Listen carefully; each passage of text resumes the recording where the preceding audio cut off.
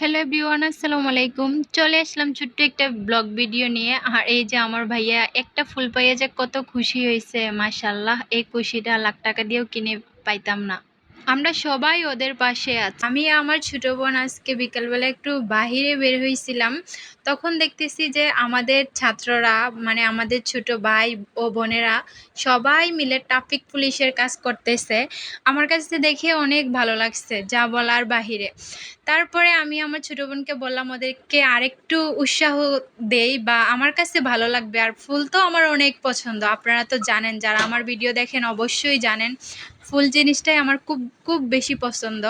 আর এই তো ফুলের দোকানে চলে গেলাম ফুল কেনার জন্য। একটা ফুল হয়তো পারে 20 টাকা বা 30 টাকা, তার চেয়ে বেশি না। কিন্তু মানুষের যে হাসিরা, যে খুশিরা, যা বলার বাহিরে। আমার কাছে তো অনেক ভালো লাগছে। আর আমি অনেকগুলো ফুল নিছি এখান থেকে।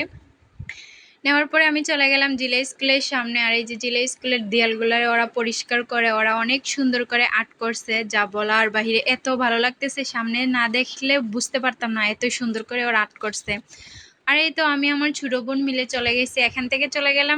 এখন আমরা স্বাধীন বাংলাদেশ, কোনো রাস্তায় বা কোনো জায়গায় কোনো জ্যাম জট নাই। আর ছাত্ররা ট্রাফিক পুলিশ হয়ে কাজ করতেছে, দেখে তো অনেক ভালো লাগতেছে।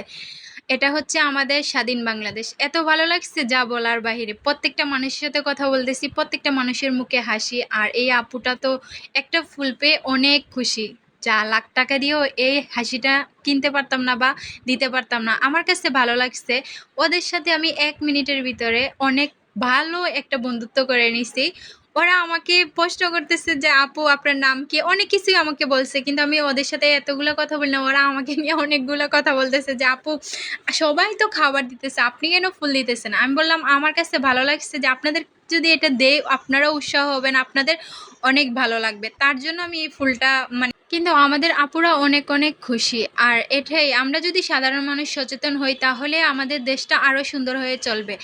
আমরাই যদি সাধারণ মানুষগুলো যদি দেশটাকে নষ্ট করে দেই তাহলে তো আর হবে না। সবাই সবার জায়গা থেকে সচেতন হওয়ার দরকার। আর এই যে ভাইয়াটাকে ফুল দিতেছি, ভাইয়াটা আমাকে বলতেছে আপনি এখানে একটু দাঁড়ান, আমি আসতেছি। আমি বলতেছি না ভাইয়া। আর এখানে ভাইয়া আর একটা আপু, এই যে আপু আমাদের জন্য কেক নিয়ে আসছে। আমার অনেক ভালো লাগছে, অনেক, যা বলার বাহিরে। এই ভাইয়াটা আমাকে অনেকবার রিকোয়েস্ট করতেছে আপনি নেন নেন, আমাকে এখান থেকে মানে আইসক্রিম দিতেছে। যে যেখান থেকে পারতেছে সবাই ওদেরকে হেল্প করতেছে। আসুন আমরা সবাই মিলে ওদেরকে হেল্প করি, দেখবেন সমাজটা আরো সুন্দর হয়ে যাবে। সমাজ তো আমাদের হাতে, সমাজ আমরাই সুন্দর করতে পারি। আমরাই যদি এগিয়ে না যাই তাহলে কে যাবে। সাধারণ মানুষ এগিয়ে যান, দেখবেন সমাজটা আরো সুন্দর হয়ে যাবে, আরো অনেক অনেক ভালো হয়ে যাবে। কিন্তু আমরা সাধারণ মানুষ যদি সচেতন না হই তাহলে কখনোই কিছু হবে না।